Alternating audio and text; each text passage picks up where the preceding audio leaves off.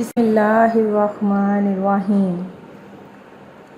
اللہ کے نام سے شروع جو بڑا مہربان نہایت رحم کرنے والا ہے۔ مون وظائف چینل کی جانب سے تمام ناظرین کو السلام علیکم ورحمۃ اللہ وبرکاتہ۔ میں اپنا چینل مون وظائف کی جانب سے آپ کے لیے آج ایک اور بہت ہی پیارا سا خاص وظیفہ لے کر حاضر ہوئے ہیں۔ آج کا ہمارا وظیفہ ایسا وظیفہ ہے کہ جس کے کر لینے کے بعد اگر آپ اللہ تبارک و تعالی سے جتنا مرضی رزق مانگیں گی وہ بھی آپ کو اللہ تبارک و تعالی عطا فرما دے گا۔ آج کا دن بہت ہی خاص ہے اور اللہ تبارک و تعالی اس دن میں آپ کو اس عمل کی برکتیں عطا فرما دے گا۔ تو ناظرین، آج کا جو ہمارا خاص عمل ہے، خاص وظیفہ ہے، اس کو سننے سے قبل میں آپ سب سے گزارش کروں گی جنہوں نے ابھی تک ہمارا چینل جوائن نہیں کیا وہ اسے سبسکرائب کرتے ہوئے ساتھ ہی ساتھ بیل آئیکن کا بٹن بھی پریس کر لیں تاکہ ہر نیا آنے والا وظیفہ سب سے پہلے آپ تک پہنچ جائے۔ میں امید کرتی ہوں کہ آپ سب خیریت سے ہوں گے اور خوشحال زندگی گزار رہے ہوں گے، اور اللہ تبارک و تعالی سے دعا کرتی ہوں کہ آپ کو آپ کے ہر مقصد میں کامیابیاں عطا فرمائے اور آپ کو آپ کی زندگی میں اتنی خوشیاں عطا فرمائے کہ آپ کے پاس سے بھی کبھی غم نہ گزریں۔ اللہ تبارک و تعالی آج کے دن میں آپ کی تمام دلی جائز مرادوں کو پورا عطا فرما دے، اور اللہ تبارک و تعالی ہم سب کو پنجگانہ نماز پڑھنے کے ساتھ ساتھ قرآن پاک پڑھنے کی بھی توفیق عطا فرما دے۔ وظیفہ سننے سے قبل میں آپ سب سے گزارش کروں گی کہ حضور نبی کریم علیہ الصلاۃ والسلام کی بارگاہ عالیہ میں درود پاک کا نذرانہ پیش کرتے چلیں۔ تو آئیں میرے ساتھ مل کر نبی کریم علیہ الصلاۃ والسلام پر درود پاک کا نذرانہ پیش کرتے ہیں۔ الصلاۃ والسلام علیک یا رسول اللہ وعلی آلک وصحابک یا حبیب اللہ۔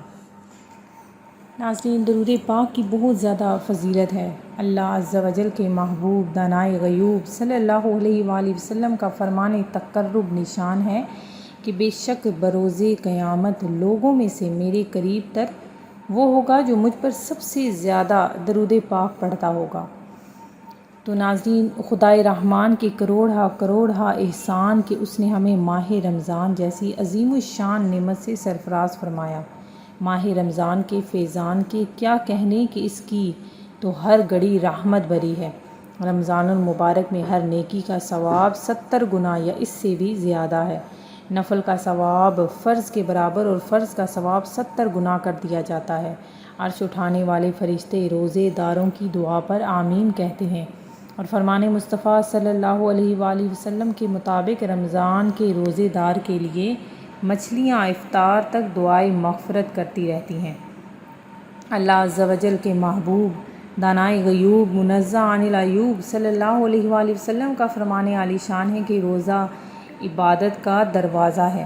اس ماہ مبارکہ کی ایک خصوصیت یہ بھی ہے کہ اللہ عز و جل نے اس میں قرآن پاک نازل فرمایا۔ رمضان یہ رمز سے بنا جس کے معنی ہے گرمی سے جلنا، کیونکہ جب مہینوں کے نام قدیم عربوں کی زبان سے نقل کیے گئے تو اس وقت جس قسم کا موسم تھا اس کے مطابق مہینوں کے نام رکھ دیے گئے۔ اتفاق سے اس وقت رمضان سخت گرمیوں میں آیا تھا، اسی لیے یہ نام رکھ دیا گیا۔ بعض مفسرین نے فرمایا ہے کہ جب مہینوں کے نام رکھے گئے تو جس موسم میں جو مہینہ تھا اسے اس کا نام منسوب کر دیا گیا۔ جو مہینہ گرمی میں تھا اسے رمضان کہہ دیا گیا، اور جو موسم بہار میں تھا اسے ربیع الاول، اور جو سردی میں تھا اسے یعنی پانی جم رہا تھا اسے جمادی الاولیٰ کہا گیا۔ فرمان نبوی ایک اور جگہ پہ فرماتے ہیں، نبی کریم علیہ الصلاۃ والسلام کا فرمان ہے کہ جب ماہ رمضان کی پہلی رات آتی ہے تو آسمانوں کے دروازے کھول دیے جاتے ہیں اور آخری رات تک بند نہیں ہوتے۔ تو ناظرین، اس میں روزہ رکھنے کی بہت زیادہ فضیلت ہے، اور 70,000 فرشتے اس بندے کے لیے صبح سے شام تک دعائے مغفرت کرتے رہتے ہیں۔ تو ناظرین، ماہ رمضان المبارک کی بہت زیادہ برکتیں اور فضیلتیں ہیں کہ حضرت سیدنا ابو ہریرہ رضی اللہ تعالیٰ عنہ سے مروی ہے کہ حضور پر نور شافع یوم النشور کا فرمان پرسرور ہے کہ 5 نمازیں جمعہ اگلے جمعے تک اور ماہ رمضان اگلے ماہ رمضان تک گناہوں کا کفارہ ہے، جب تک کہ کبیرہ گناہوں سے بچا جائے۔ تو ناظرین، ہمارے پیارے آقا مکے مدینے والے مصطفیٰ کا فرمان عالی شان ہے کہ اگر بندوں کو معلوم ہوتا کہ رمضان کیا ہے تو میری امت تمنا کرتی کہ کاش پورا سال ہی رمضان ہو۔ تو ناظرین، اس ماہ مبارکہ میں اپنی مغفرت کروا لیجئے اور زیادہ سے زیادہ استغفار کر لیجئے، کیونکہ رمضان مبارک کی رحمتیں اور برکتیں اور عظمتیں ایسی ہیں کہ انسان یہ خواہش کرے کہ پورا سال ہی رمضان کا مہینہ ہو۔ اس ماہ مبارکہ میں کلمہ شریف زیادہ تعداد میں پڑھ کر اور بار بار استغفار یعنی خوب توبہ کے ذریعے اللہ عز و جل کو راضی کرنے کی کوشش کریں، اور اللہ عز و جل سے جنت میں داخلے اور جہنم سے پناہ کی بہت زیادہ التجائیں ہمیں کرنی چاہیے۔ تو ناظرین، ہم اپنے وظیفے کی طرف چلتے ہیں۔ یہ تو میں آپ کو ہر وظیفے کے ساتھ ساتھ رمضان المبارک کی فضیلتیں بھی بتاتی چلوں گی۔ تو ناظرین، ہمارا آج کا بہت ہی خاص عمل جو میں آپ کے لیے لے کر حاضر ہوئی ہوں، وہ آج کے دن میں آپ نے کرنا ہے انشاءاللہ عز و جل۔ اللہ تبارک و تعالی آپ کو رمضان المبارک کے بہترین مہینے میں ایسا رزق عطا فرمائے گا جو کبھی ختم نہ ہوگا۔ آج کا دن ہمارے لیے بہت خاص دن ہے۔ آج کے دن میں یہ آپ نے عمل کرنا ہے انشاءاللہ عز و جل۔ اللہ تبارک و تعالی آپ کی خالی جھولیوں کو بھر دے گا، رزق کی تنگی ہمیشہ کے لیے آپ کے گھر سے ختم ہو جائے گی اور برکتیں ہی برکتیں عطا ہو جائیں گی۔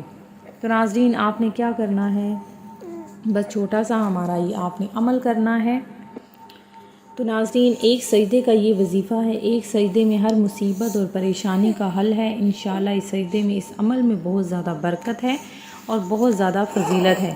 اس عمل کو بتانے کے بعد آپ کو اس کے بارے میں صحابہ اکرام کا واقعہ بھی آپ کو بتاؤں گی کہ جس سے آپ کا پختہ یقین ہو جائے گا۔ یہ کارآمد وظیفہ ہے، یہ صحابہ اکرام نے اپنایا تھا اور یہ اللہ تعالیٰ کو پکارا جاتا ہے۔ اللہ تعالیٰ عرش سے فرشتوں کو بھیج دیتا ہے آپ کی مدد کے لیے۔ اس عمل کی بدولت آپ کی ہر قسم کی پریشانی اور مصیبت بھی دور ہو جائے گی۔ آپ کو وظیفے کے بارے میں بتاتے ہیں کہ آپ نے نماز عشاء کے بعد سجدے کی حالت میں 100 مرتبہ یا ارحم الراحمین پڑھنا ہے۔